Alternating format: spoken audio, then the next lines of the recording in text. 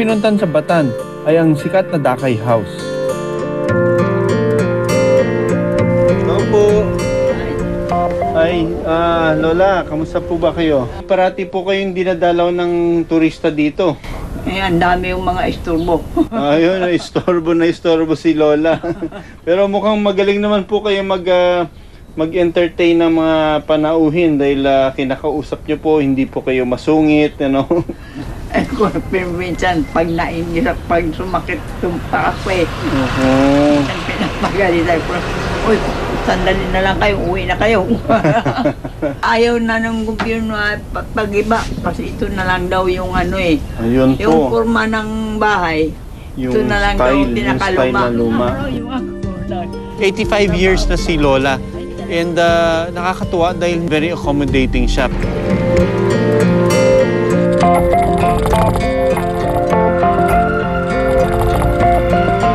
Nauuhaw ako kaya nagbike lang ako papunta doon sa Honesty Store. So pagpunta ko doon, nakita ko walang tao, walang tindera at nakita ko yung refrigerator, ang dami niyan laman, ano. So kinuha ko kagad yung tubig. And then yung lalagyan ng pera nandun lang, wala akong barya. Nagbigay na ako ng higit sa binibili ko. Ang sarap isipin, na merong naglagay ng ganong concept sa Batan.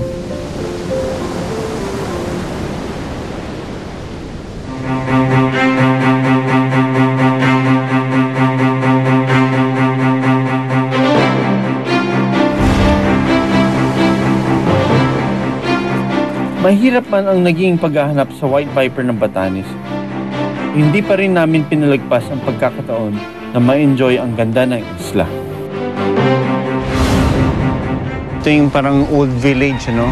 Lahat ng mga bahay dito, typical na bahay ng Batanes. Gawa ang bubong nila sa kugon, makapal na layer ng kugon, tapos pinagpatong-patong ng mga bato at semento. Ang bababa lang nila, no? Kita may mga pinto nila, ang bababa. So, typical sa kanila yung may alagang aso. Hello po you. Napaka-unique ng village na ito dahil makita natin pag tumingin ka sa karsada, pare-pareho yung itsura ng bahay nila. Isa sa mga pinagmamalaki ng Chabayan Village ay ang mga stone house na daan-taon na ang tanda. Kinilala ito bilang isang World Heritage Site ng UNESCO. Kasabay ng pagbuo ng mga bahay na ito, kinilala ang mga kultura ng mga Ibatan. At naging parte na rito ang pangangalaga sa kalikasan. Pero unti-unti na ding napapalitan ang tradisyonal na yari ng mga bahay dito.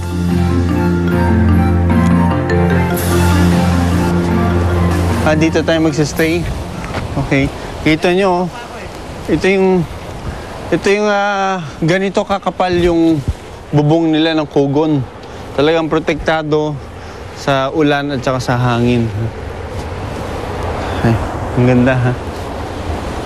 Napaka-peaceful village, no? Tapos may makikita kang view ng dagat, tapos pagtingin mo sa likod, view naman ng mountains. Dito na yung ating titirahan sa gabi. Nagkaroon kami ng pagkakataon tumira sa mga stone houses sa mga Chabayan. Ang itsura niya, isang kwarto lang doon. So, kanya-kanya kaming hanapan ng pwesto. Ayos na yan! Napaka-cozy ng tirahan natin.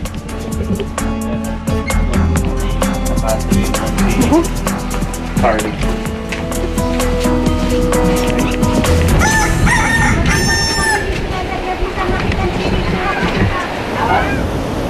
Bukod sa century-old houses, meron din isang century-old man dito, no? Siya daw yung pinakamatandang tao dito sa Batanes. Tingnan natin yung status niya. Magandang umaga po, Lolo. Isa po. Lo, ilang taon na po kayo? What more than January 16, 1907.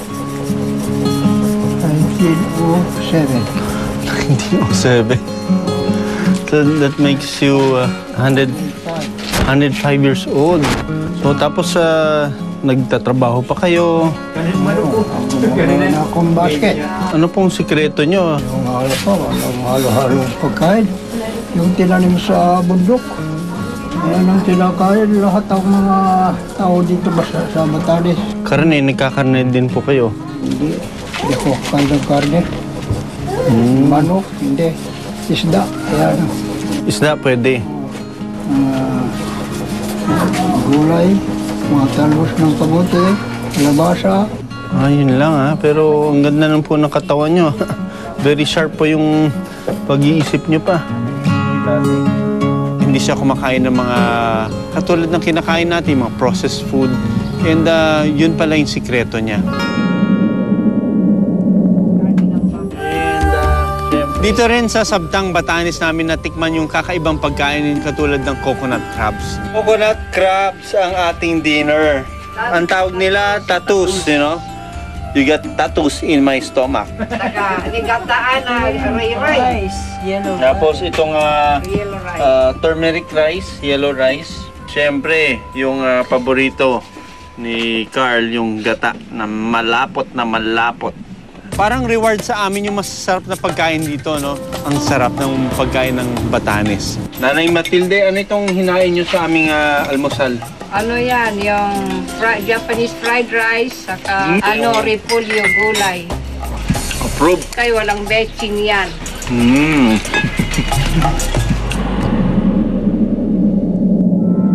Yung Batanes expedition natin is one of the best dahil nandun na lahat eh. Nandun yung makukulay na snakes, which I call them the jewels of the forest. These Batanes pit vipers should be left in the wild. And ma-appreciate natin sila kung sa wild natin sa makikita.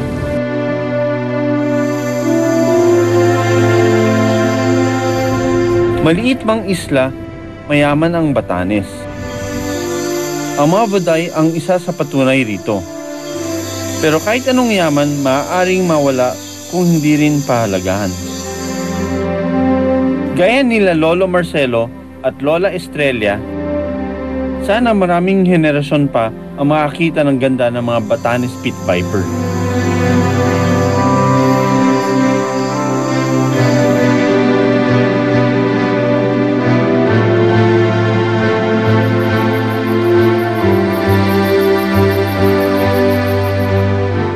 Ako si Doc Nielsen Donato, born to be wild.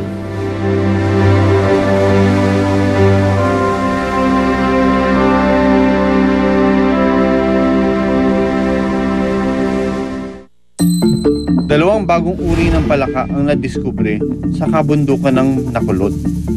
Yung description nila, hindi pa yun nakikita dun sa mga existing list o descriptions ng mga frogs natin dito sa Pilipinas.